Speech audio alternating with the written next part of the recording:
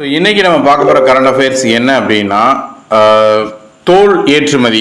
Okay, so தோல் ஏற்றுமதியில் இந்தியாவில் தமிழ்நாடு முதலிடம்.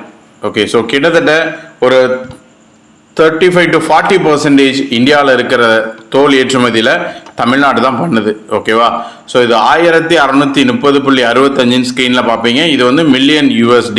ஓகே, யூஎஸ்டியில் கொடுத்துருக்காங்க. ஏன்னா எக்ஸ்போர்ட் ரிலேட்டட் அப்படிங்கிறதுனால ஸ்க்ரீன்ஷாட் வந்து நம்மளுக்கு கிடைச்சது யூஎஸ்டியில் கொடுத்துருந்தது.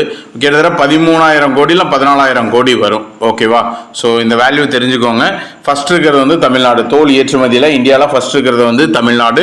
ரெண்டாவது வந்து உத்தரப்பிரதேசம், கிட்டத்தட்ட 1203 மில்லியன் USD.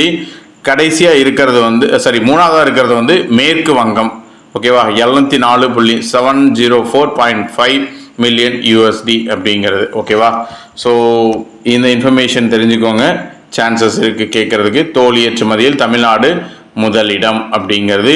இந்தியாவில் இருக்கிற தோல் ஏற்றுமதியில் வந்து கிட்டத்தட்ட 40% கிட்ட தமிழ்நாடு தான் பண்ணுது அப்படிங்கிறதையும் தெரிஞ்சுக்கோங்க. தேங்க்யூ.